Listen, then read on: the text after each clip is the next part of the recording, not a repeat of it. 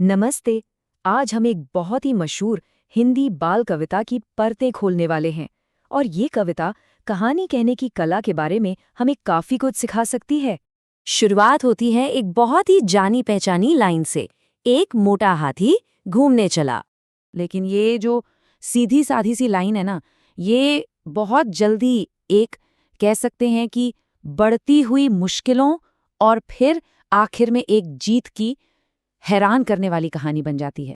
तो ठीक है, चलिए थोड़ा और गहराई में चलते हैं और देखते हैं कि ये कहानी शुरू कैसे होती है। कविता की शुरुआत में ही एक पैटर्न सेट हो जाता है।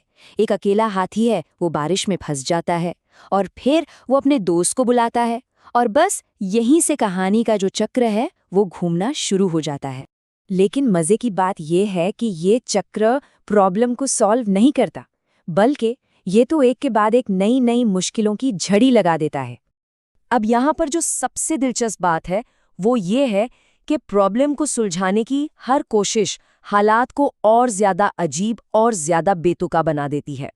मतलब कहानी के पहले हिस्से में ऐसा लगता है कि और हाथियों का आना मदद नहीं कर रहा है, वो तो बस मुश्किल को और ज्यादा बढ़ा रहा है।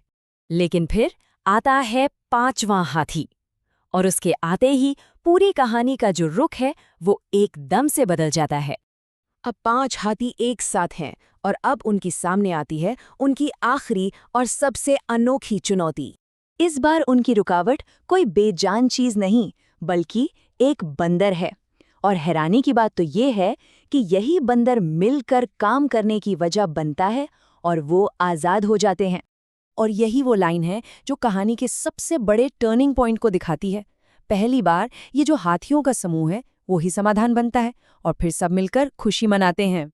चलिए अब आगे बढ़ते हैं और देखते हैं कि कहानी में आगे क्या होता है, क्योंकि जैसे ही ये रोमांच अपने पीक पर पहुंचता है, कहानी एक बहुत ही शार्प टर्न लेती है।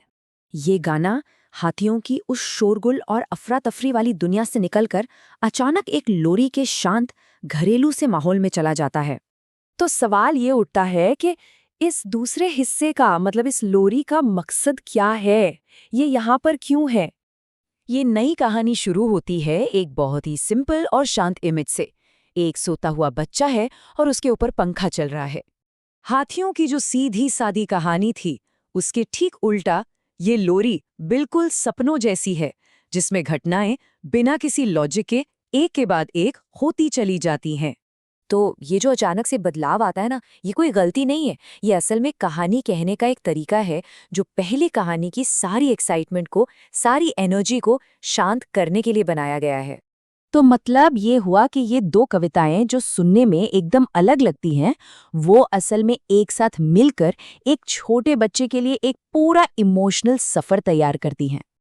और ये हमें दिखाता है कि कैसे छोटी से छोटी, सबसे सरल कहानियों में भी प्रॉब्लम सॉल्विंग, कम्युनिटी और एडवेंचर के साथ साथ आराम की ज़रूरत जैसे गहरे सबक छिपे हो सकते हैं।